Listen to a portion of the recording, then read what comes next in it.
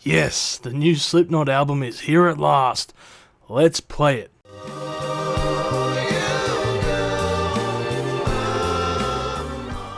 What the f*** is this?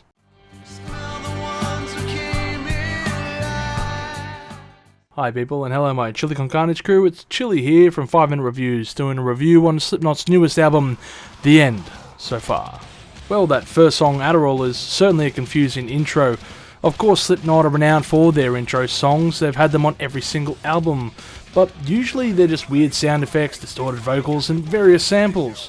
But on Slipknot's newest album, we have the near 6-minute long track called Adderall, which sounds like a Faith No More knockoff if I'm being honest. If it wasn't for Corey's vocals, I would have been sure that this was a glitch in the system, but here we are, subjected to a new album with an intro that overstays its welcome, and it's not a good start to the album. I admit on first playthrough I skipped this track after about 2 minutes. Hey, I'm here for that heavy metal sound, not the extended intro track. So, after a rocky start, this album then follows up with the 3 singles released for the album with the Dying Song, Time to Die, Chapeltown Rag, and Yen.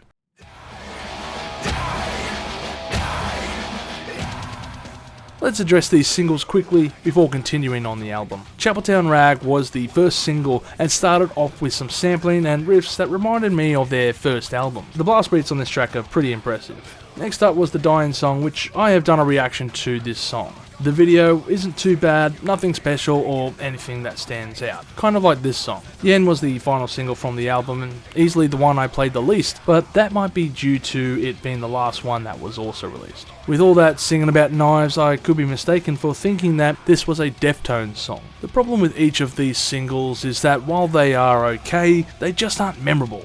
These are very weak singles. None of them had, say, memorable impressions like Wait and Bleed, People Equal Shit, or Duality. None of them had big hooks like Before I Forget or Psychosocial or Nero Forte. These singles are just plain old forgettable, and not once did I feel compelled to return to any of them. Besides these first 4 tracks, we still have 8 more songs including an outro song, so I'll start with the positives.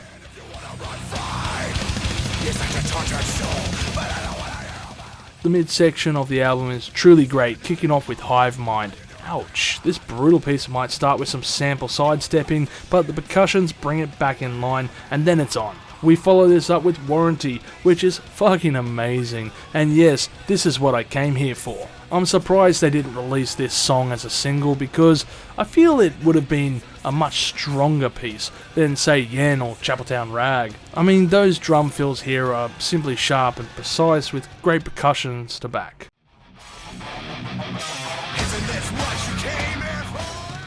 Even Medicine for the Damned has a great misdirection at the start before launching into its heavy grooves. After this though, we get the track Acidic, which doesn't know if it wants to be a heavy ballad or marching piece or something else. The drum fills here feels chaotic and frantic and over the top with them battling over the guitar solo and Corey's vocals. It's a lot to take in. We arrive at the last few pieces, Heirloom, Hell, Decade and the finale, which are all good tracks but just not great tracks. Now I have read that Jim Root, aka Number 4, one of the guitarists for the band, has stated in an interview with Metal Hammer that he has mixed feelings towards the record. They didn't use producer Joe Barresi to the full extent. Now this can be problematic to say the least. Production can be important but can only go so far depending on the material supplied. To see a difference production can make, listen to your favourite album's demos before the finished product is released. He has also stated that there were things that could have been done better for a final product. What he is referring to is the lockdowns, stopping the band from getting together to rehearse before going into the studio. Now in a band with 3 or 4 members this might not be as big of an issue, but Slipknot has 9 members, so there are a lot of chefs in the kitchen. I feel these factors played a role in their final album with Roadrunner Records and affected it as such. Jim may sound pessimistic regarding the record, but him and Clown still ascertain that this is a Slipknot record, and this statement is true. I just feel it's not the Slipknot record that the band wanted. Simply put, it's not Slipknot's best work. I feel bad because this is the first album by Slipknot I have had the chance to review on this channel. Overall, I will score this album 3 million chilies on the spicy scale, with favourite tracks being Warranty, Hive Mind, and Medicine for the Dead. I must say, I'm conflicted with this record.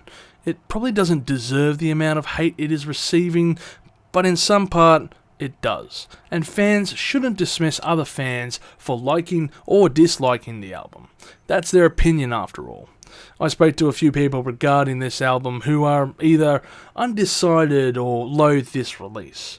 I must say, at first I did hate it, but I have come around to it slowly, and I feel it takes a while to warm up and appreciate some of these songs. I know Slipknot are also still in their prime. I mean, We Are Not Your Kind was only released 3 years ago, and it's one of their best records in my opinion. I can't say I love this album, but it does have a few redeemable songs. As far as the worst album they have released, well, that's for another list. Thank you for watching this episode, and tell me below what you thought of the album, and if you enjoyed this episode. Should I do a list of worst to best albums on Slipknot? Let me know below, and as always, stay spicy.